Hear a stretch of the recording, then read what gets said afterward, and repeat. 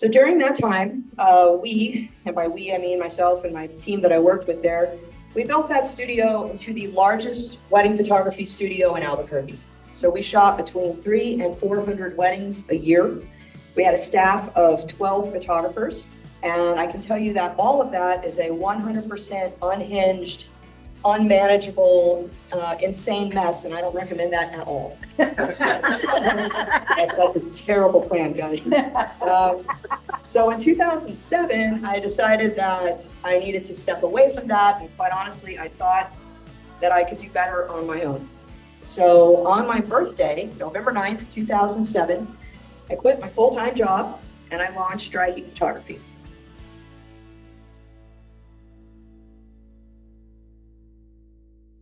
Good morning, everybody. It's 9 o'clock on Wednesday morning, and that means it's time for 1 Million Cups.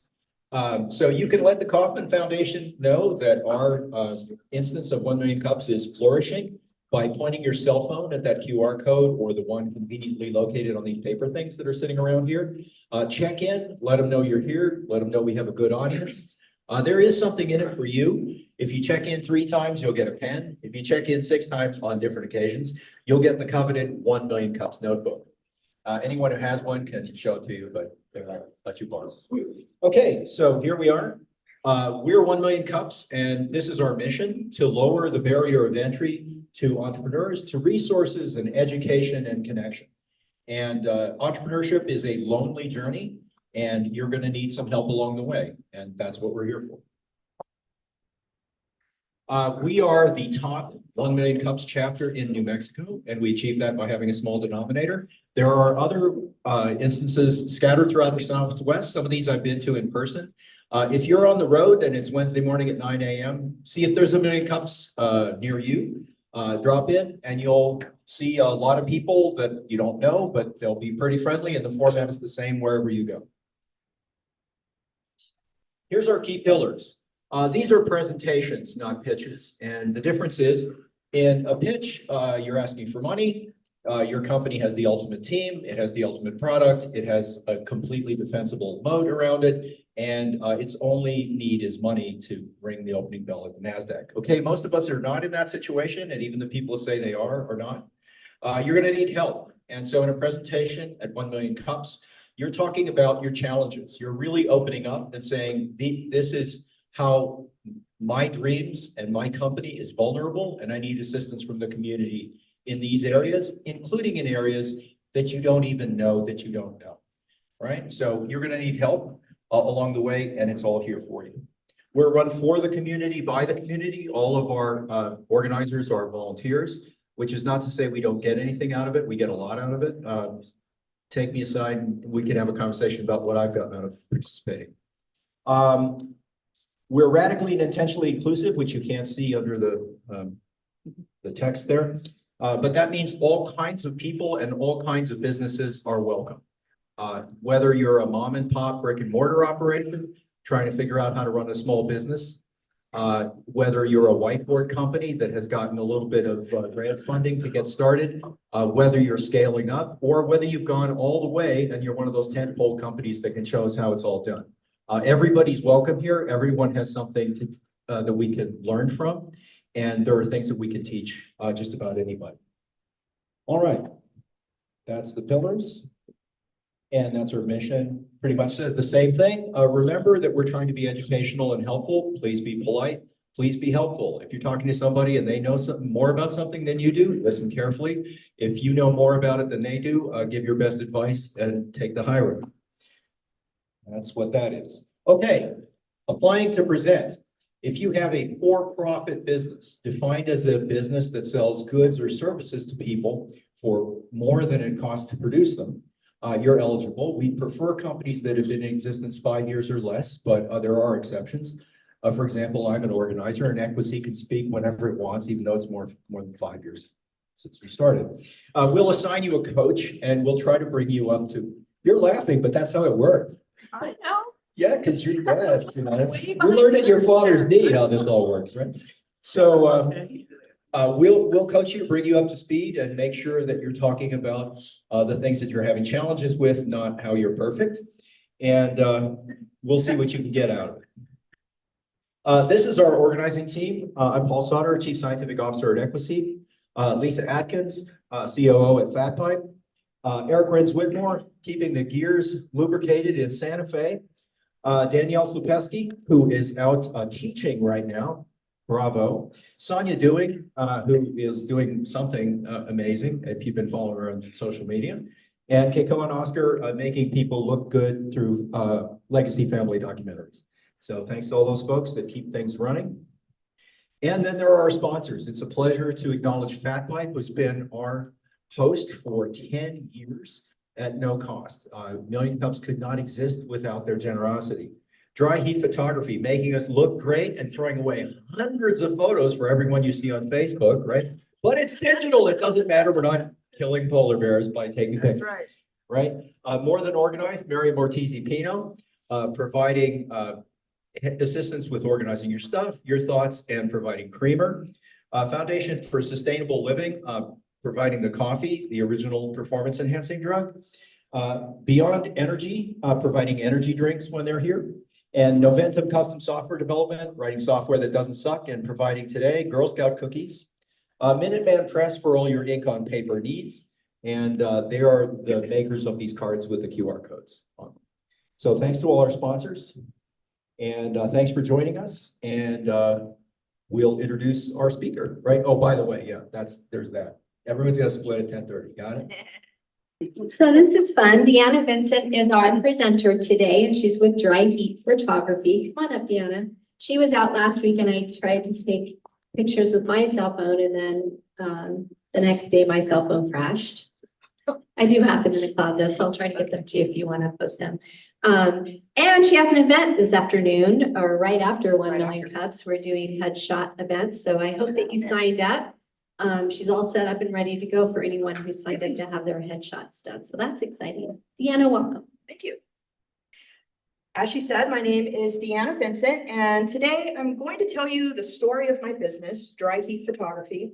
And this story is 25 years long, but lucky for you guys, condensed to about 10 minutes.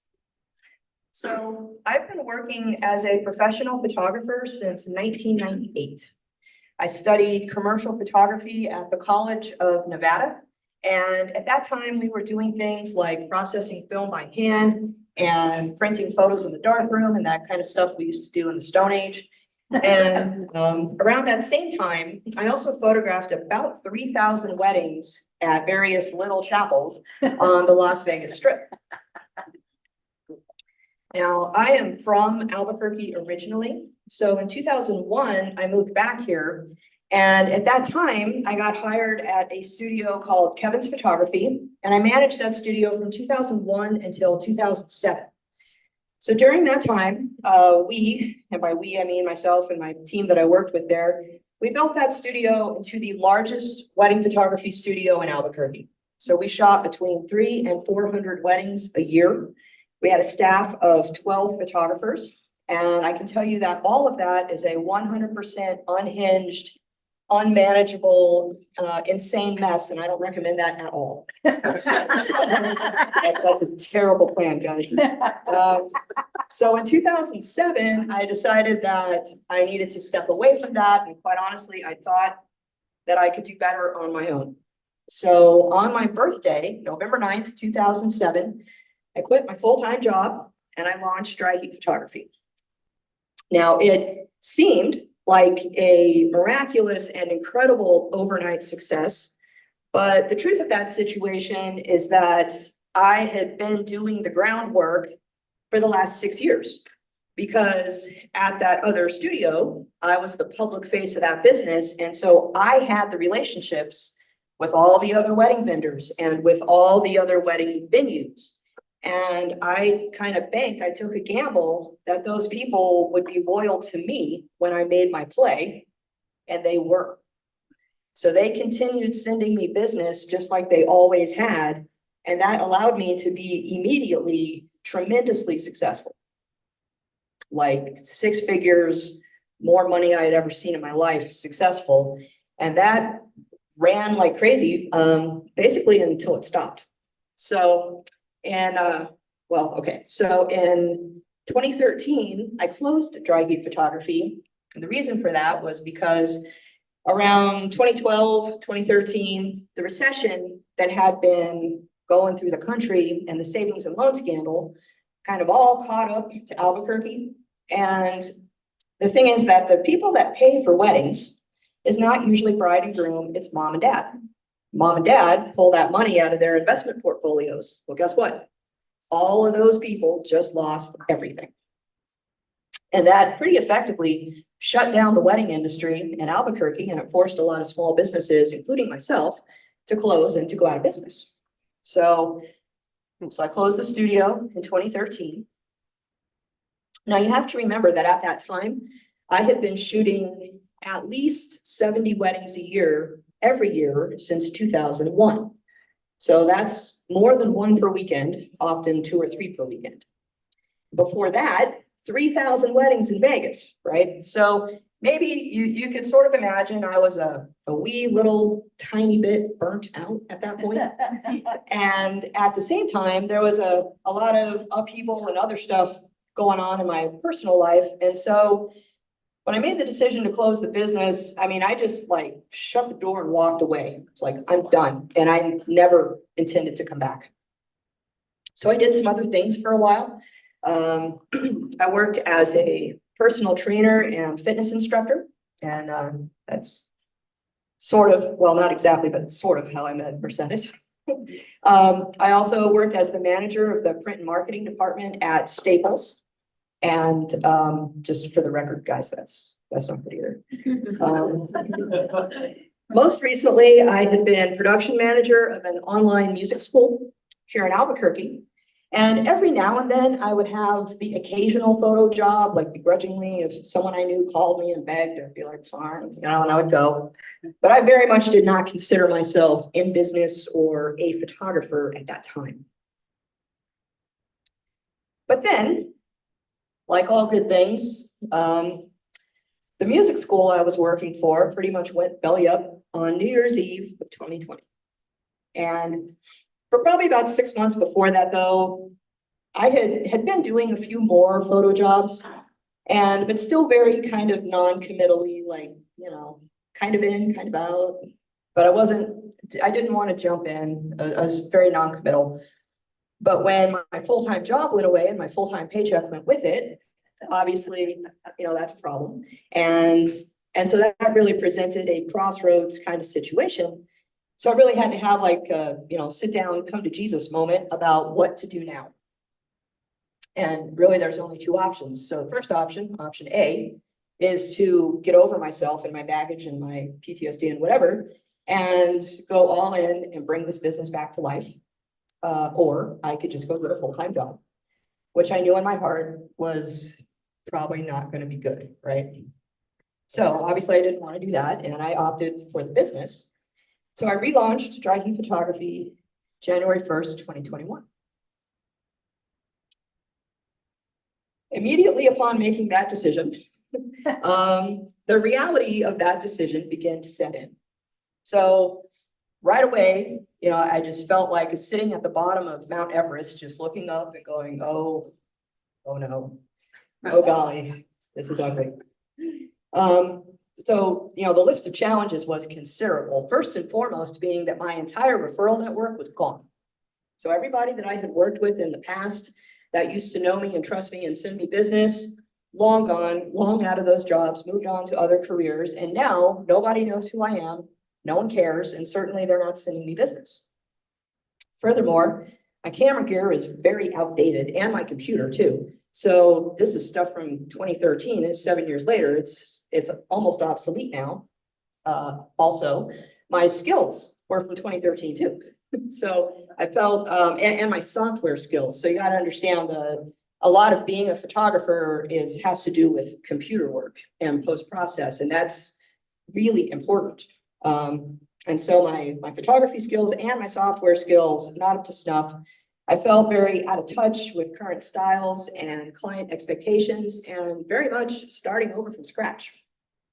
And so it's really a significant learning curve to get from where I was to where I wanted to be, and being able to re-enter my field as a competitive entity. So what to do about all that? Well, first of all, pretty significant investment in camera gear and computers and software that I barely knew how to use. So I had to get very serious about teaching myself to use that stuff, the software particularly. I found professional vendors to partner with. So I needed a lab, I needed online proofing, I needed a website, and ideally one company that could integrate all of those things. And I spent time working with other professionals, other colleagues in my field who, thankfully, I still had some friends that were still in business and were generous enough to hire me to not only so I could go help them, but so that they could help me. And that was huge. Of all the things, that is probably the most significant thing that I did.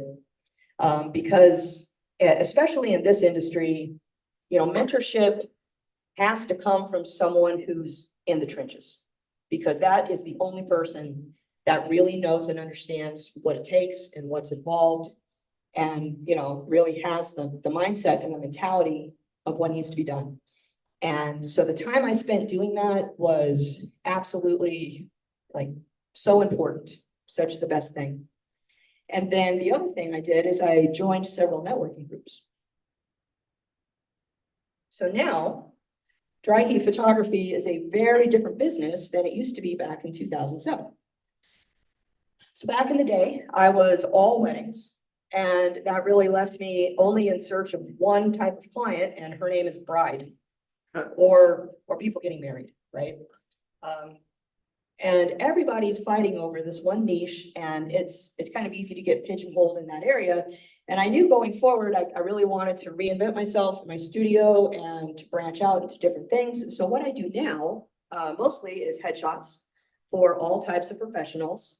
And on the heels of that, promotional photography. So that can include things like environmental portraits, product shots, action shots, photos for social media campaigns and various types of marketing. I still do weddings and events. And then my other two big ones are family portraits and high school senior portraits. So those guys are, I spend a lot of time in those two areas, and that's very fun. I really love it. So now, my biggest present day challenge is exactly the same as it has always been, and that is consistent bookings in all seasons. So the way this industry works is that there are several months out of the year where we work around the clock, drink from the fire hose, you know, run ourselves ragged. And I would feel like I have to do that though, because I'm like a squirrel, like saving all my little nuts for winter, because winter is coming.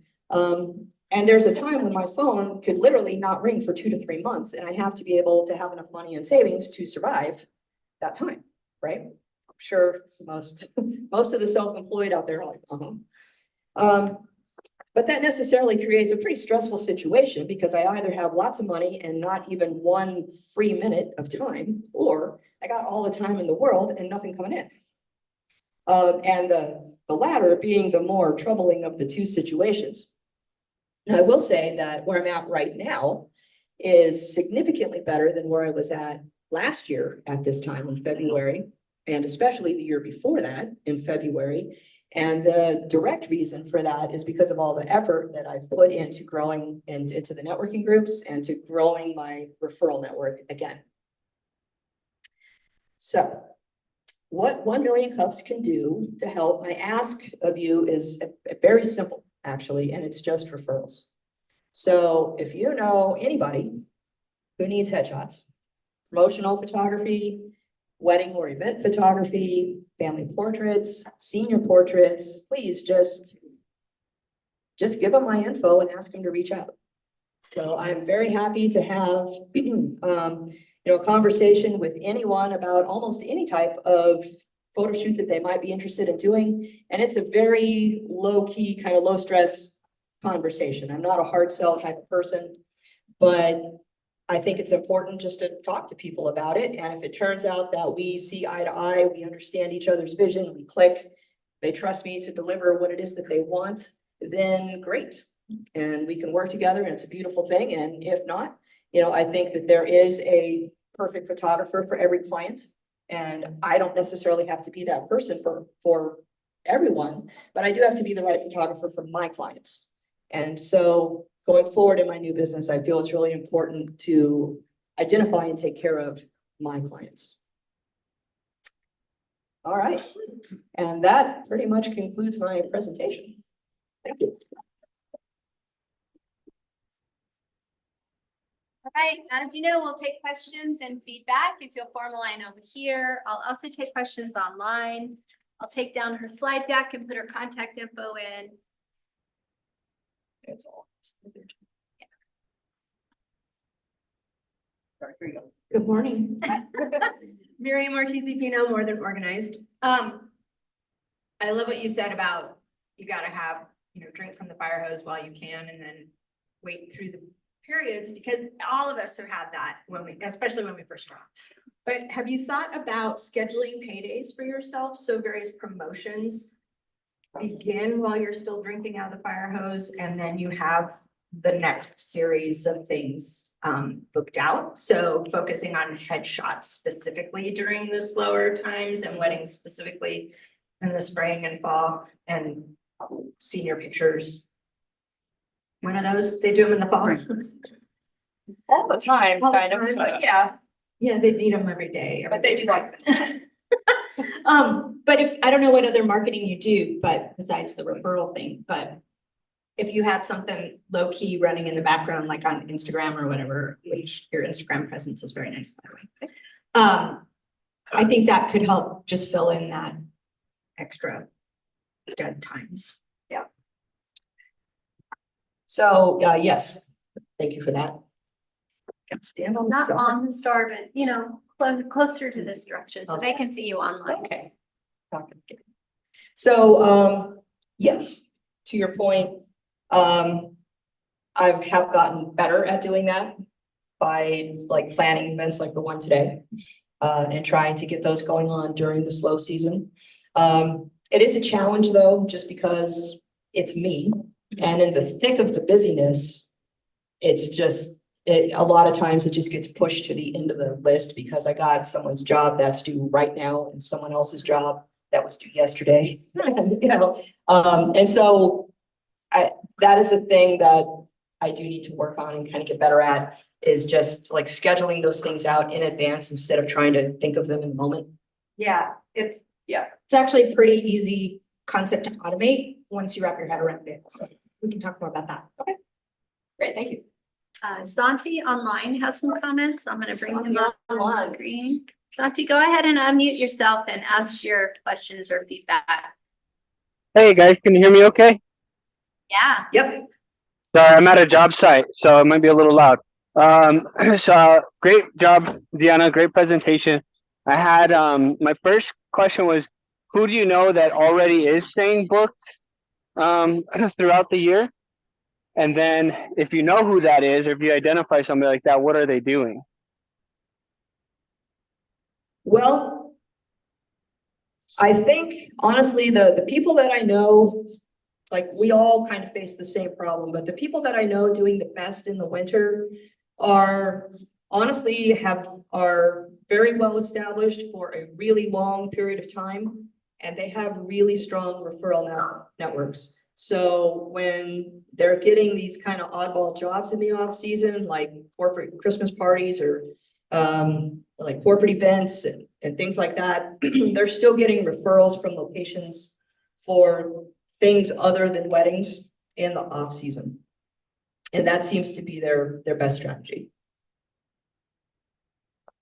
That makes sense. And so you're kind of working on some of that now, right, with the networking groups? Yes, exactly. So I've put a lot of effort into the networking groups, as you know, and that like over the last year has paid off exponentially. And I'm getting a lot more calls now than I was like this time last year. That's amazing. Good work. Yeah. My other like just wild thought that came to my head while I was listening to you, it would take some work like working it out, but is there an opportunity to put together some kind of subscription model for maybe large businesses that might have some regular turnover, where it's just like you get so many headshots that you get to use per month for X dollars, and maybe there's a couple other photo services that you could provide for them in that subscription model? You know, I hadn't really thought of it that way per se. I do have corporate clients that continue to provide like recurring business. But I hadn't really considered putting together where say they just pay like 150 a month, or that's just a random number, but you know, where they would just pay like a flat amount per month and then receive up to X amount of services. But that could be a pretty interesting thing to explore. Yeah, it was just a wild thought. I was like I said, it probably takes some playing with and testing, but maybe. Right. Maybe we can Well, chat about it again later. Hey, All are you right, still thank there? you. Good job, Jenna. Okay, thanks. I can give you Santi's contact info. Come on up. Brian, are you next or? Sure. JP. Hi, Deanna. Hi. Great presentation. Thank you. Really made me think about a lot of things. I'm Brian. I'm part of a group that's really active in supporting individuals and buying small businesses. Okay. I'm one of the individuals that's being supported. So I'm not part of a group that buys small businesses, but they support us in our efforts to review businesses and look for small businesses looking for a new owner and looking to expand. That's what I do. But from your presentation, there's a couple things that stood out to me. You talked a lot about transitioning and reinventing. Mhm. That's a word I see a lot. Reinvention. It's not easy, especially when you've been so successful. Right. But then I wanted to ask about that, but then I kind of got pulled over into what you said between 2001 and 2013. You said you were very, very successful, and then you were a little bit burned out. I'm kind of wondering if you could give us some wisdom advice, some experience advice about how you would do it again and not burn out. Okay. Well, so if we're being honest, Yes, that's please. that's actually been like a guiding light this time around.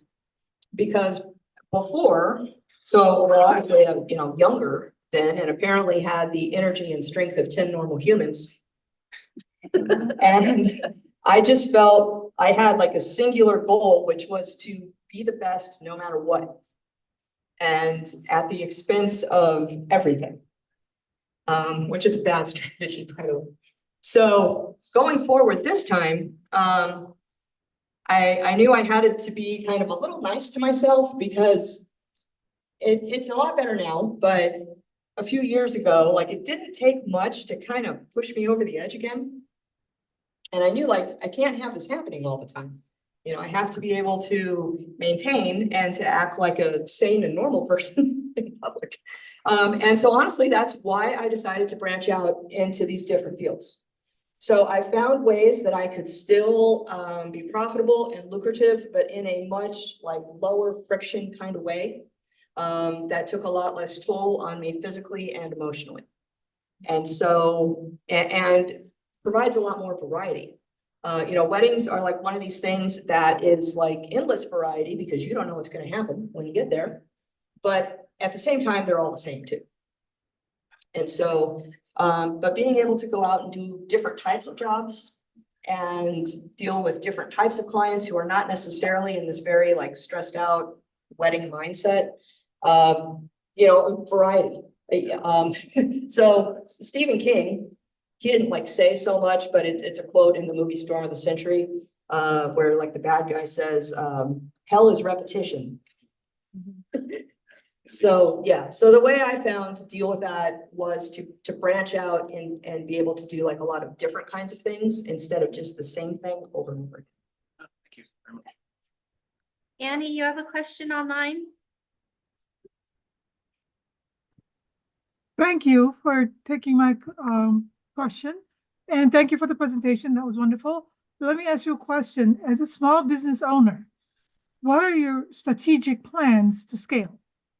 Do you have any thoughts on that? Well, it's the term scale is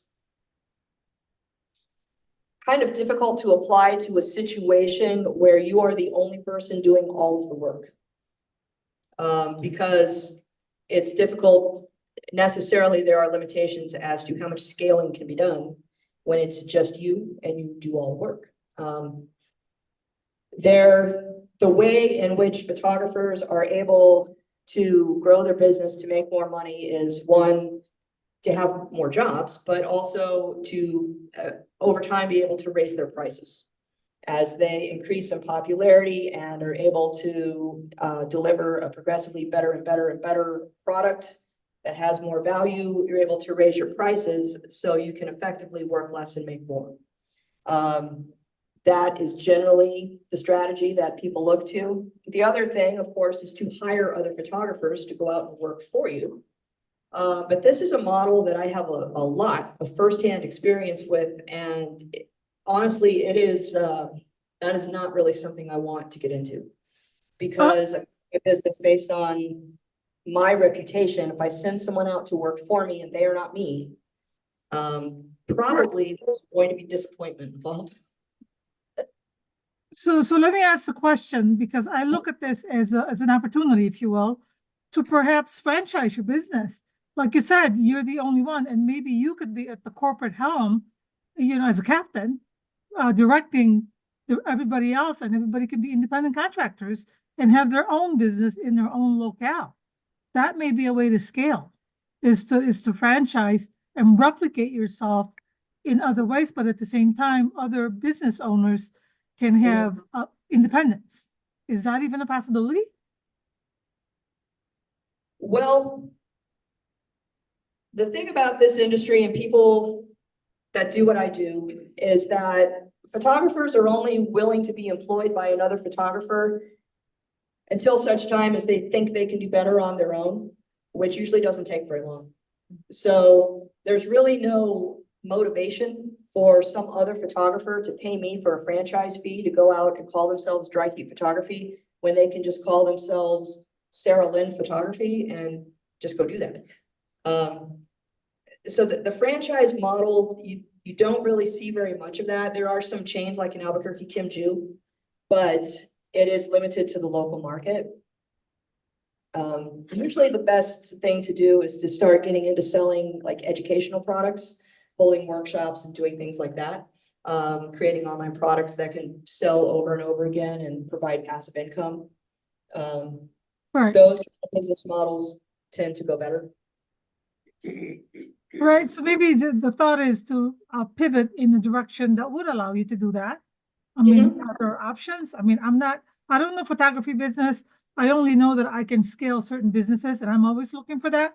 When I acquire or do an acquisition to a business, it's like, okay, how do I scale this? Yes, maybe it's small right now, but how can I replicate myself so that I'm not, at some point, I'm not going to be able to do the work.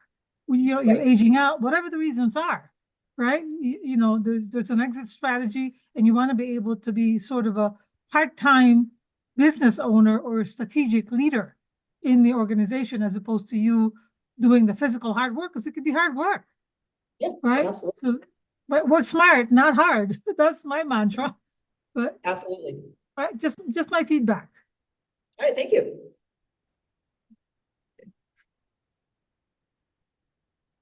Good morning, Deanna. Great presentation. I'm JP. I have a couple of little small businesses, a music business and a sound therapy, Amazing Life Works. And I did photography professionally for a season on the river up in Taos. Okay. With the Carl Brown Southern Exposure. And when you do Are you photography, shooting like the rafts. rafters? Yeah, well, we did the portraits on the beach. Okay. And then we rotate and do the action shot at the big rapid. And one thing that I learned, and I've been an amateur kind of hobbyist photographer since the late 80s, is that when you're doing it professionally, you have to have gear that like responds in the moment and know that gear. Yep. And you have to be ready to do things that you can't anticipate. So a lot of people now in the world, and I don't know if you're running into this, everyone has a cell phone and they think they're a photographer, right? Yes, they do. And you have like years and years of professional experience and technology and mastery. And so one of my questions is, how do you deal with people that want to hire you and go, well, my daughter is a photographer and she has an iPhone 13. And so how, like, in other words, is that ever part of the conversation in your work? Yes, it is. So, yeah. The rise of digital photography has been both like good and bad for professionals. As you say, when you are working in the field in any kind of live action situation, be it wedding, be it river rafting, whatever, you have to be able to see and react like instantaneously, and you have to be able to change things in your camera without even looking at the controls. You know, and it takes years to develop that kind of skill. And then Joe Blow with his iPhone comes up and goes, "Oh, look at that. Oh," right? And then you want to punch him. So there's the thing. I mean, I'll be the first to say I shoot tons of photos with my phone, not for people for money though. And what I have found by and large is that those types of conversations are really kind of dictated by the state of the economy. So when people have money and they feel good about investing in a wedding photographer or family portraits, they know very well the difference between a professional and an amateur.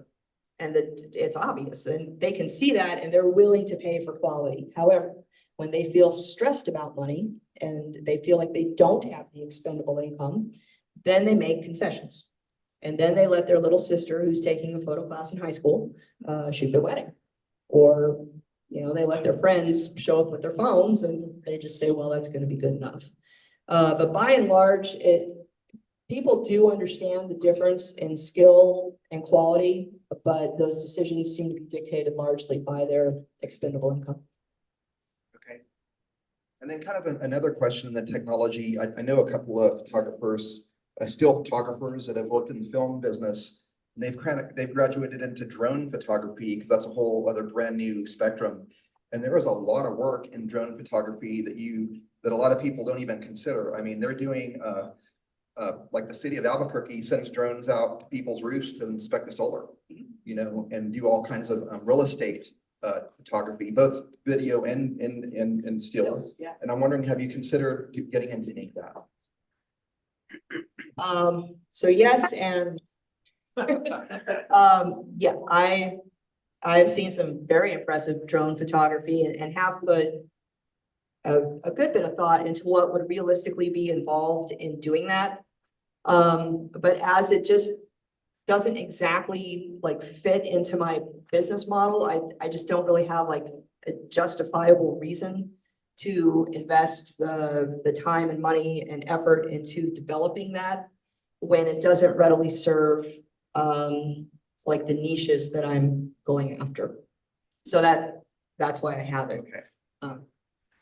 But it is cool. Well, thank you so much. And I really appreciate seeing everything that you're doing up here and helping the community. And I applaud you for your work and consider you more success to your photography. Thank you.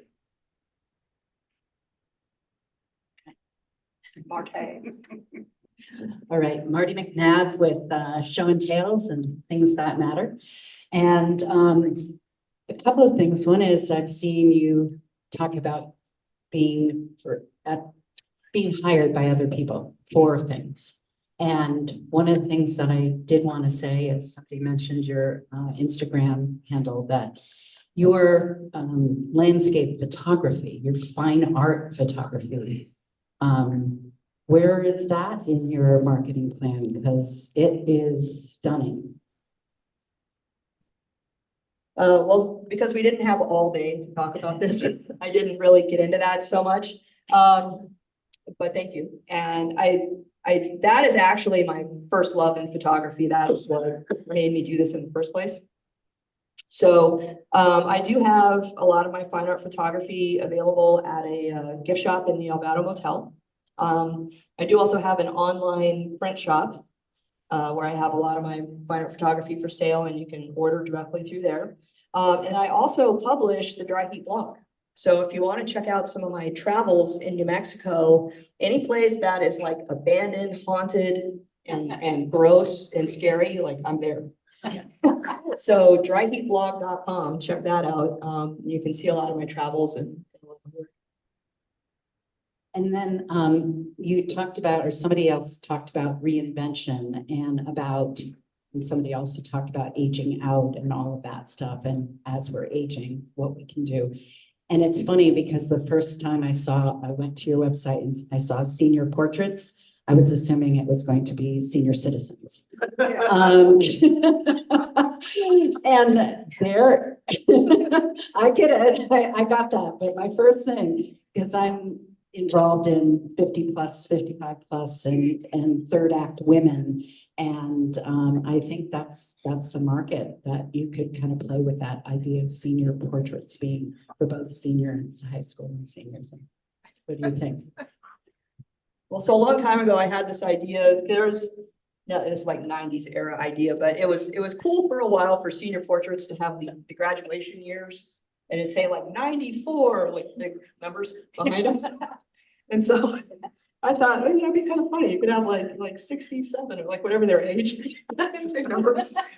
And kind of do like a spin on the senior portrait.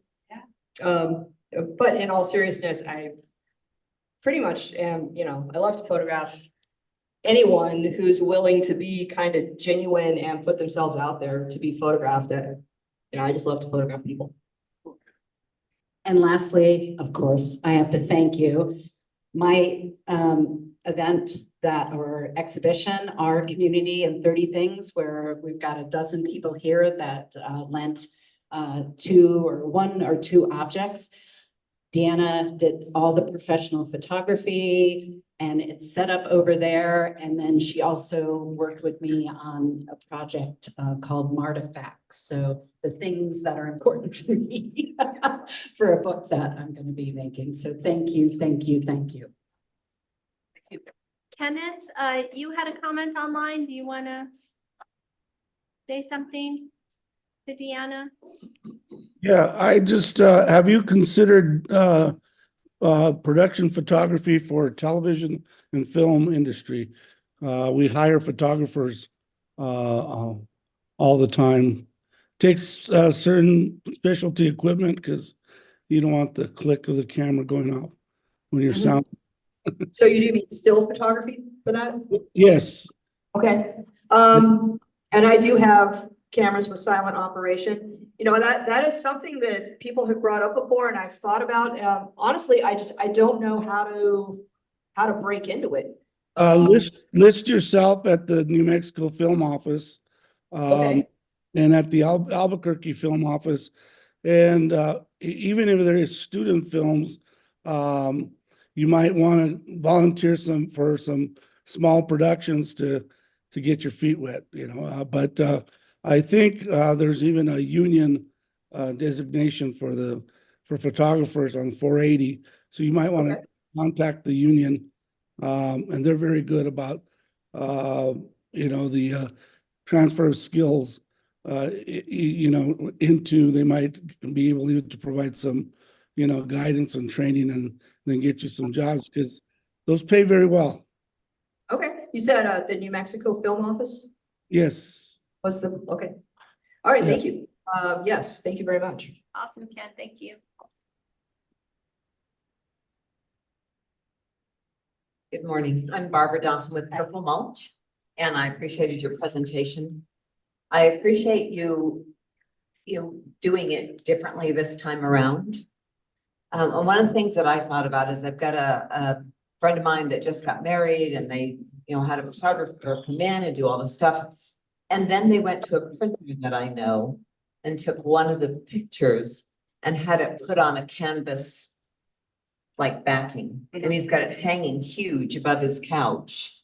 And maybe with some of your landscape art and whatnot, you could consider that, or as an add-on to the things you're doing now, is say, yeah, we can do this as a small picture. We can put together a book, whatever you do with that, whatever the people do with that, but maybe also create a large canvas print to ever done anything like that with your art before. So you're specifically referring to the fine art photography as opposed to the portraiture? I'm either way. Or just I'm in general? saying it could be an add-on. So basically I have the way I deliver my product to people is I send them an online gallery of all of their images from there, that is directly connected to my lab and my product catalog. So they can order almost anything, giant canvas prints, metal prints. And yeah, and I have some, big prints like that around town. For the fine art photography though, it's kind of a fine line there because that stuff is really expensive to produce and then it may or may not sell. So I do have a kind of a limited amount of fine art photography out in the world that is for sale, but I try to kind of push people towards the online sales to where I'm not footing out hundreds of dollars that might just sit there for 5 years, aside from like, what I print for myself and what's in my house and stuff like that. And I think I was looking at it as if I was getting married and we had it, on the Vasque and we had the Rio Grande in the background, and that meant so much to me to have all these photographs there. But it sounds like you already have a way for the Oh, yes. the bride and groom to say, oh, I want this and I want it as an 8 by 10 feet Mhm. thing. Okay. Yeah. All right, good. Good. Thank you. Ken Jackson, tkjepodcast.com. Check it out. So just a suggestion, I apologize to everyone. I showed up a little late, but I asked questions before I got up here to make sure that I was on the right path here. But as a speaker, I have a photographer that follows me around, but pay her to take pictures of me. But she pays, I pay her to take pictures of me. So that might be an area that you can take a look at when it comes to people that actually go out and do events. So if I'm doing a workshop, I'll have her come through for my portfolio as well. The other side of that is I ran a fundraising business here for about 11 years, and kids. The one thing I believe kids is a target in a lot of ways because people love to show off their kids. Yep. So especially in sports, everybody feels their kid's the next Stephen Curry. He's not, but they want him to be. My point is that they will pay you to take pictures of that child. So leagues like Yaffle, baseball leagues, if you go directly to the leagues, show them what you can do. A lot of times they will hire a photographer to come in and take professional pictures. To me, that would increase volume. Absolutely. You may be competing with the iPhone situation, but to me, they're going to want to get the best picture out there, and that's what you can give them. So whether it's just single pictures, I targeted little league teams, jazz groups, right, dance groups, all of those. That's money to me. Like that says take pictures, they'll pay for it, and they'll keep paying for it. Yep. So just a suggestion to kind of look at those types, because here in Albuquerque, there are no professional teams. So the one thing that we want to do is show off our kids and our cars, right? Car clubs. That's another place where you can just, really hit them. Like you can hit them hard just to show off their car. Right. They'll do the same with their kids, quinceañeras, baptisms, things of that nature that happen a lot here. To me, that's high volume, high turnover, because one thing they never stop making is people. And people, babies and kids, they're gonna join a sport. I'm telling you, they will play a sport, and that is a target that you can look at everywhere, including different leagues, sports leagues themselves, or camps. People want their kids' action shots and things like that professionally, so then they can turn those in and hopefully their kid gets to the next level. So things like that, where there's high volume, think about where you are. Here in Albuquerque, the kids and showing it off and everything else, that's what we do. Yeah. And I think that could be a target for you. Yeah, that's a brilliant suggestion. And again, like I was saying, one of the first questions is just in the thick of it all, sometimes it's you get like this tunnel vision of like just survive today. And you kind of lose sight of all of the like other types of opportunities and things that are out there. So that's a very good suggestion. Thank you. All right. Anybody else?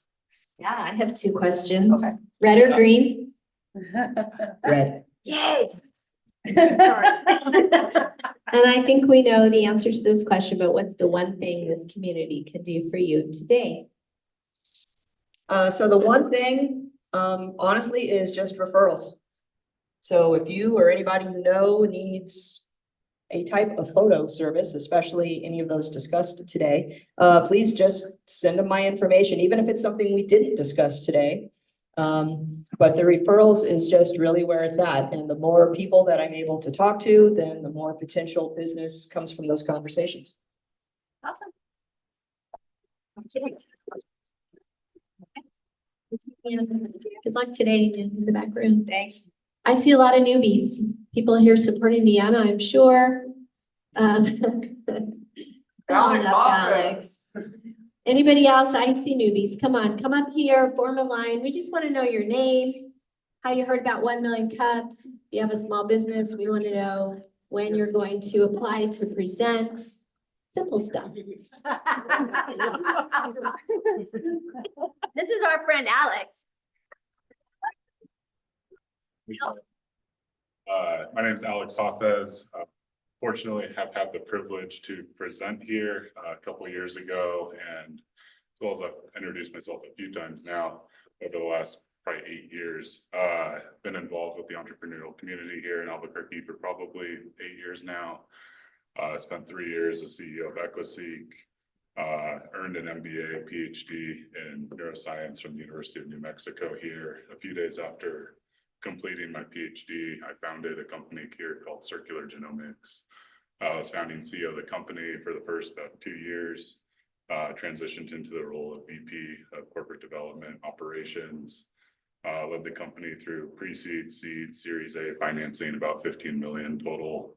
And here at the end of January, decided to sort of realign my career interests with, my path forward, and stepped away from the company. So looking forward to, some new opportunities in life now, but excited to be here today. Paul has continuously invites me to show up and be here. And, looking forward to meeting you guys and appreciate being here today. Thank you.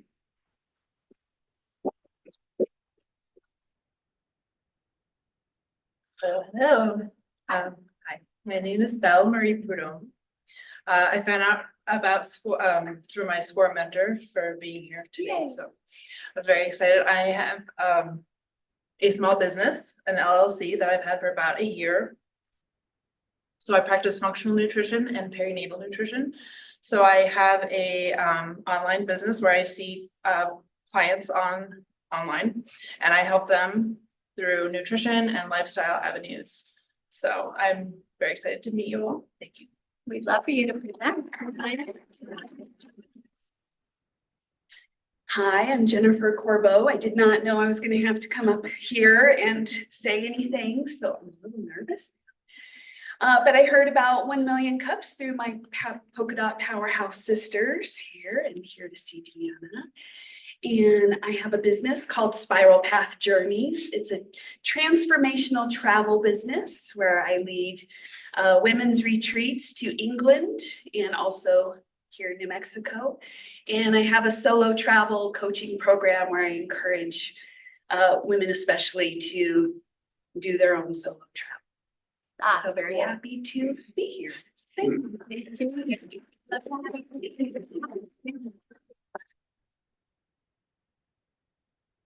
Hi, my name is Lori Foster. Totally unprepared for this, but we are starting a nonprofit esoteric metaphysical school.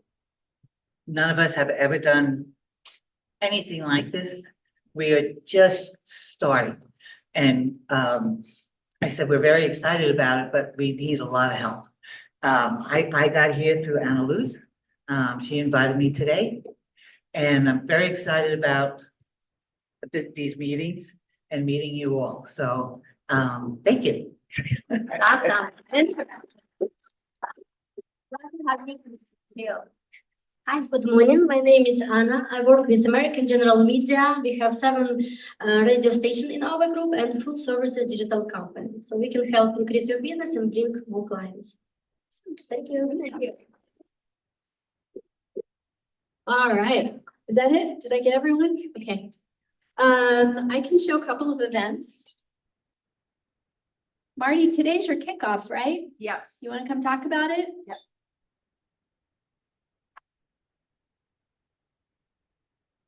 All right, so again, thank you very much to 12 people that are here. Some are not here right at the moment, but for starting me off with this pilot project called Our Community in 30 Things. I've been hosting story sharing gatherings about objects and like show and tell from elementary school for over a decade.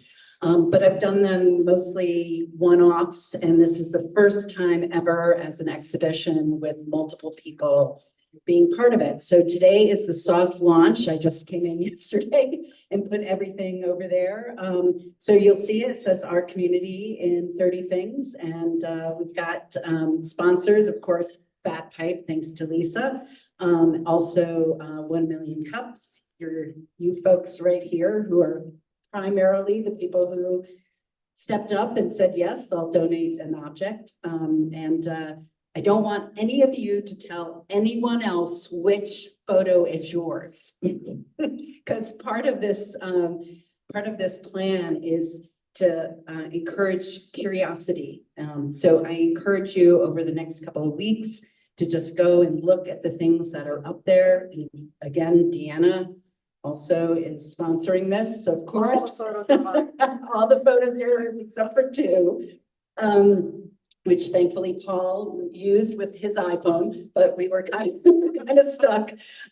So again, just go peruse over the next couple of weeks. And then on March 6th, from 6 to 8 right here, we're going to have the story sharing. So the owners of these objects will tell the stories of these things that matter. And Oscar is going to be here. I just found out yesterday to record it. So record the story. So you'll have and you can walk away, the people who donated walk away with the photos themselves that were printed by New Mexico Fine Arts, which is lovely. Robert and Lyric are wonderful. So support small businesses, come tell your friends about it.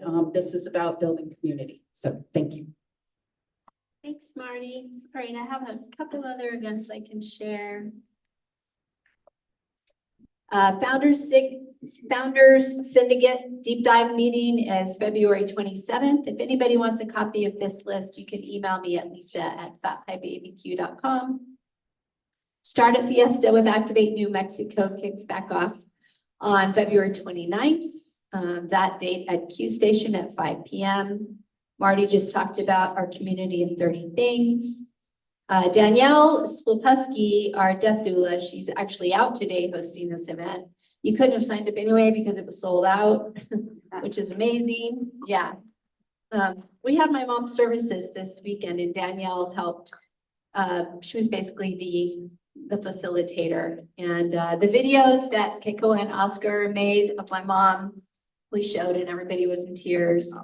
And Danielle just did such an amazing job. And I've been told multiple times that it didn't feel like a funeral. It really did feel like a party. And that's really what we wanted. So I'm very happy to have her help. She's freaking amazing, you guys. Everybody needs to know her. For sure. And then Authentic Communications Through the Sales Cycle, Barbara Dawson's 4th and final series will be here March 13th at 11:30. You can sign up online. She's here. If you have any questions, you can talk to her after.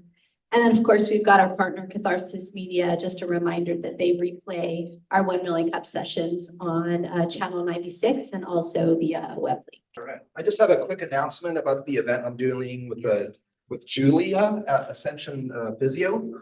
We're kind of collaborating on what we're calling a business after hour, kind of a meet and greet. I'm doing a little bit of a public demonstration of my sound work with music. And we're doing it at the atrium of our business office, which is next to the Flying Star Cafe. It's free to the public. Anyone can come. It's on Tuesday, the 27th, from 6 to about 7:30. There'll be some small refreshments. I have some flyers here, photo of me with my sound bowls. You can't miss it. If anyone who wants to come or ask me any questions, feel free to do so. Thank you all for supporting. Well, every week we have a demonstration of what this community can do for the speaker. And I think you've seen today that people offer all kinds of helpful suggestions, business models that the proprietor might not have thought of. And like, okay, the only risk to the sports thing is contraception. I don't think you have too much to worry about those. But, we're always about risk assessment in business. So you got to diversify. But I think that was very good advice. one of the things about getting a PhD, as Alex knows, it is a demonstration that you are now a lifetime learner. And you're going to be able to tackle all kinds of difficult things that didn't exist at the time your degree was awarded. Now, that's less so of an issue for you than it is for me, because a lot of stuff has changed since 1980. And I'm happy to say that I've gotten a lot of help from the Million Cups community on various challenging things I had to learn. New software that I had to deal with, new ways of communicating with people, and lots of other things about building a business. And I've gotten a lot of help from this community. And what I want to say is, don't be shy. Go around, talk to somebody you don't know, talk to him, and see if there's something you can't learn. And I'll see you all next week.